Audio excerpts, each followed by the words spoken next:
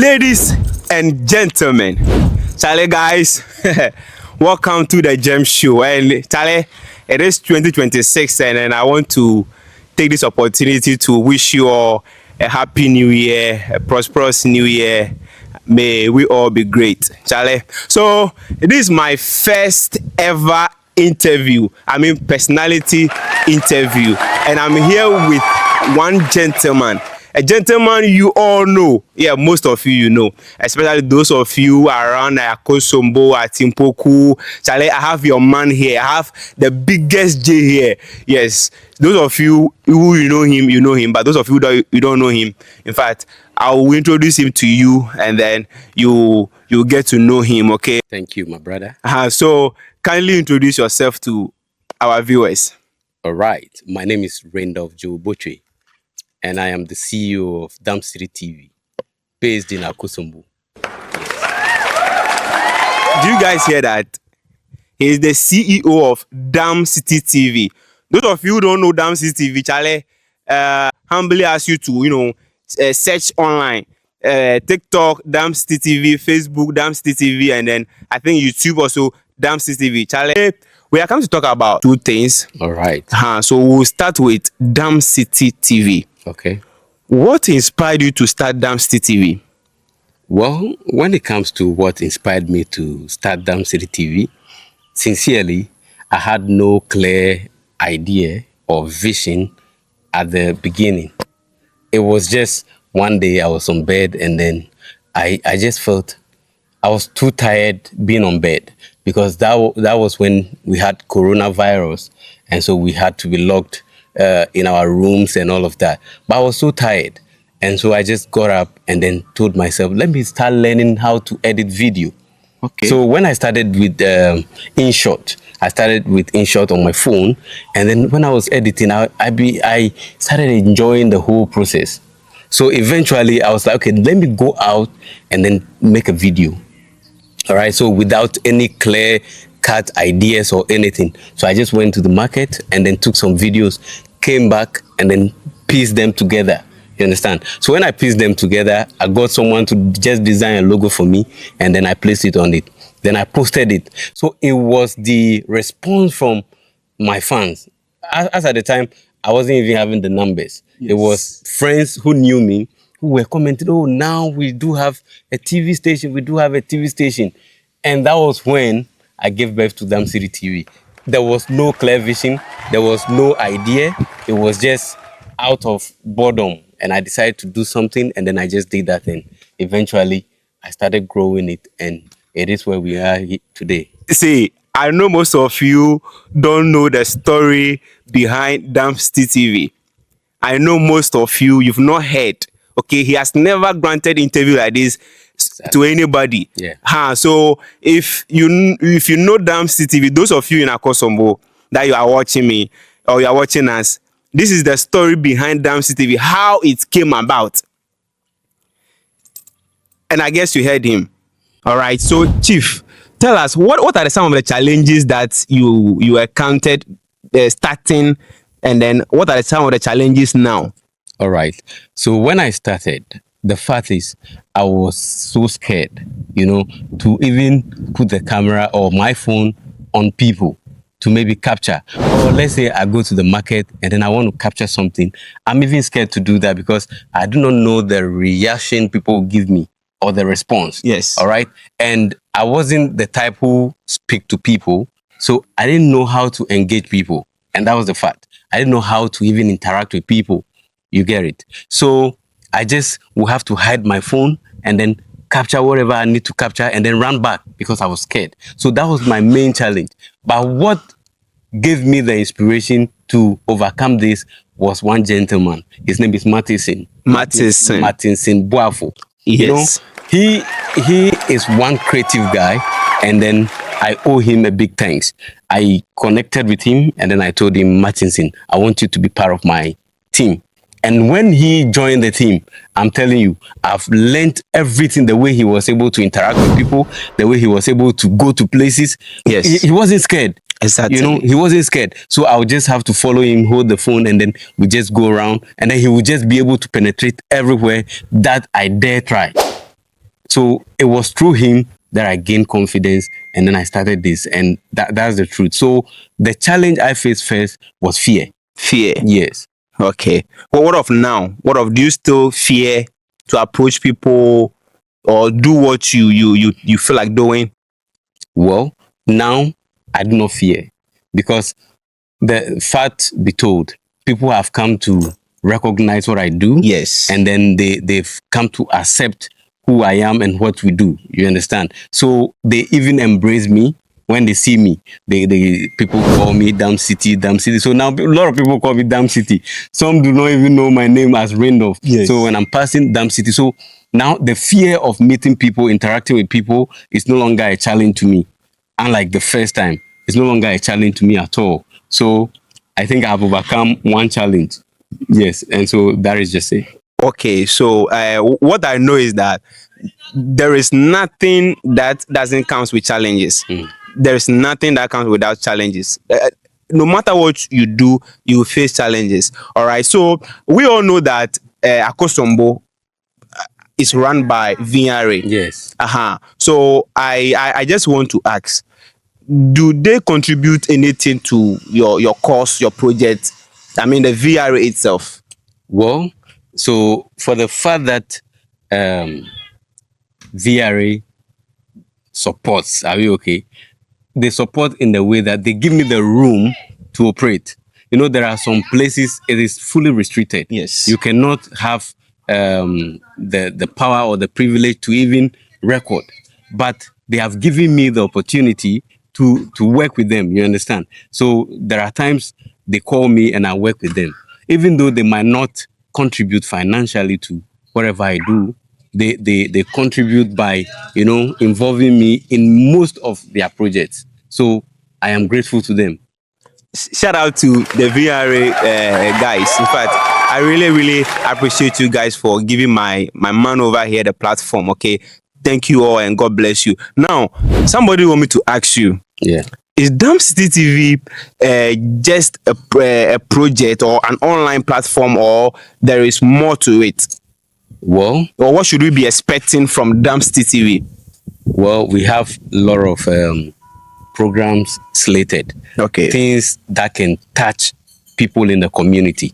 It is not just an online platform that just shows content and all of that too. We intend to use our platform to make changes, real life changes in the community. So going beyond just content creation, we try to also support kids with uniform. We try to, you know, provide food for the mentally challenged on the street. So we have a lot of projects that we do to impact the community. And this year, I am planning to start a project, which is an award scheme to recognize and honor people who are doing so well in our community. So the DAMCITY TV platform is meant to promote, honor, and then also project Akosombo, Asujaman, and beyond. Okay, I've got that, and I wish you all the best on this journey. Okay, thank you. I wish you all the best. Now let's talk about Akosombo. How is life in Akosombo for the youth? How is life growing up? I know you grew up here, right? Yes. How is life in Akosombo? How is maybe the cost of living and all that? How is life in Akosombo? Yes. So with the cost of living and standard of living, Yes. I got to know that there are two different things. Yes, there are two different things. Even though as I sit here, I will not be able to differentiate the two.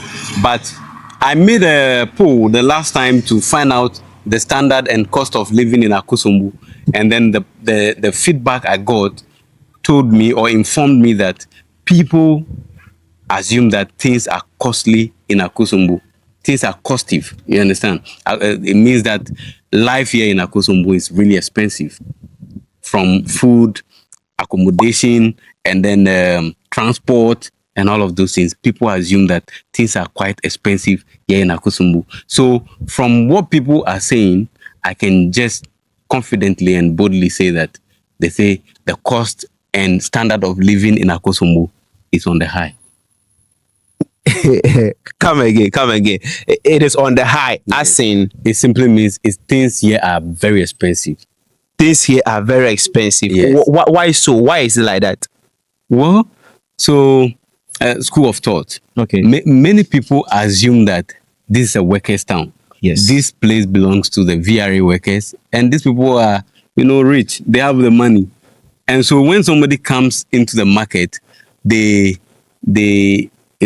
increase the price of goods and services, and then assume that everybody can afford it, and so that is the challenge. Okay. That is the challenge. Charlie, the market women, Charlie, you push calm down small. All right. People should calm down small. We are all not working in VRA. Some of us are fishermen, some of us are truck drivers, taxi drivers. Charlie, so we the beg wa. Okay, now, what about employment issues in Akosombo? All right. So it is an issue that a lot of us are battling with. We know that in Akosombo, there are less jobs. Okay. So, for example, we have VRA, we have ATL, we have World Shoe, and then we have individual businesses, like little businesses, not something that can employ more than 10 people and all of that. So, employment here is an issue. Employment here is an issue. If you do not have the credentials and the pedigree to work at VRA, I'm not sure you can work at VRA. So it means that you have to look elsewhere. Either you are teaching in a government school or in a private school, and where the salary too is mega, you understand? So it is a problem, and that is the situation. Okay, so do you think the VRA is doing something to create jobs for the youth that are not into the VRA system? are the VRA leaders or the town managers, are they doing anything to create job opportunities for the youths that are not in the VRA system itself? Okay, so with this particular issue, it is in two ways. Okay. VRA's mandate is to provide electricity. Okay. Or to generate power to distribute to the whole of Ghana and then beyond. Okay. All right. And so the settlement was built for the VRA workers to provide like accommodation for their workers. So other people just came in, you understand me, to, back in the days to sell, and then now we are permanent residents. Okay, I see. You understand? So VRA wouldn't go beyond their mandate of providing electricity to Ghana and then start providing jobs for people. But what we can say is we want them to create an enabling environment. You understand? They should create an enabling environment so that we can also start something. People can do their individual things. But if I want to urge the youth, if you want to work or you want to be able to have access to job opportunities, the best thing is educate.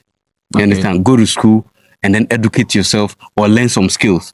You understand? So too much dependency on VRA to provide jobs and all of that thing will just only see you to be a lazy person, and then you grow into an old man without any opportunities. You understand? So it is very important that you should learn a skill. You should be able to educate yourself, and opportunities will present itself to you. So now let's talk about the social life in Akosombo. Yeah. You are the DAMCITY guy, so all my questions are all about Akosombo. Yeah. Okay, so we will touch on every aspect of life. Now, the social life in Akosombo, when it comes to maybe relationship, marriage, there is something that I heard that the VRA children or the VRA ladies, they won't accept your proposal if you don't work in VRA. How true is that? Well, I have not done a survey to see to this situation. Maybe there are grapevines, people are saying, people are talking about it, but I have not personally encountered any such situation. But I think if you are a guy and you are not working at VRA, it doesn't necessarily mean you are not well to do. If you find a lady in VRA or a VRA's daughter and you like the person and he likes you, it's all about the vibe. You understand? So maybe it has happened to one person and the lady says, no, I don't like you because you don't work at VRA or something. Doesn't necessarily mean that it cut across everyone. You understand? It is a case that we cannot assume that it happens, or no, not at all. So it is not something I have actually understudied. No, not at all. Okay, so do you agree with the fact say girls in Akosombo don't date in Akosombo, they date outside or they date inside? I also made a survey regarding that one. Yes. Why girls in Akosombo do not date guys in Akosombo. It is, and the comments were the kiss and tell. Most of the guys kiss and tell. So whatever happens, yeah, whatever happens, they go about telling people, oh, you see this one, I clear, you see this one, I clear. So usually they are not comfortable dating people from the same town. Yes, and vice versa. The boys also do not like to date. Why is it like that? Is it because we know each other over here? Is that the reason why? Because why would you do this and then you go and be telling this person that actually this girl Akleam or this guy Akleam? Why would you do such things? It is not only in Akosombo, it happens everywhere. You know, in communities where like you get to know people, you understand me, so much. That is what happens. So usually people are more comfortable going out of their own home to date, and they want peace of mind. Because let me give you a scenario. You meet one girl and then you understand me? And then you working with her and another guy sees this one. Oh, your girl with that. Oh, this girl with area boys, they clear. You understand me? So it would deter you from, dating her because you feel like everybody knows about her history. But if you go and then bring somebody from Nangpandu, who here knows about her? Nobody. So you feel more comfortable dating somebody from outside. But I think we have to change the narrative. You understand me?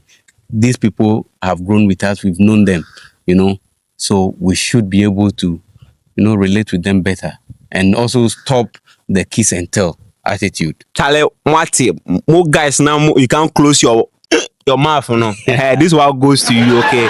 Charlie, see, the fact that a girl accepted you and you have something to do with a girl doesn't mean you should go and be telling why are they way or bar. And say your background is but you a guy, you had an affair with a lady in Akosombo, then you go and be telling your next guy that Charlie, this guy claim you claim, and so what? That thing there, if you do that thing there, my guy, and then you be slow, cry, you be slow. We all bar. Let's stop that thing, okay? So, like joke. One VRA guy took my girlfriend for me. Why? What happened? You don't get money. I don't get money. You don't get one VRA guy took my girlfriend. Yeah. If you don't have the money. If you don't have. And unfortunately, he couldn't marry the girl. Oh yes. It pained me that he did that.